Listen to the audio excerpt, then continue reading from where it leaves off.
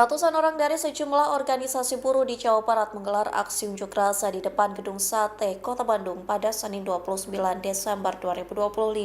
Aksi unjuk rasa ini digelar sebagai respons atas pencoretan usulan rekomendasi upah minimum sektoral kabupaten kota atau UMSK 2026 di Jawa Barat. Diketahui dari total 27 kabupaten kota di Jawa Barat, sebanyak 19 daerah telah mengajukan rekomendasi UMSK, namun yang ditetapkan baru 12 daerah yang mendapatkan UMSK, sementara daerah lainnya belum ditetapkan.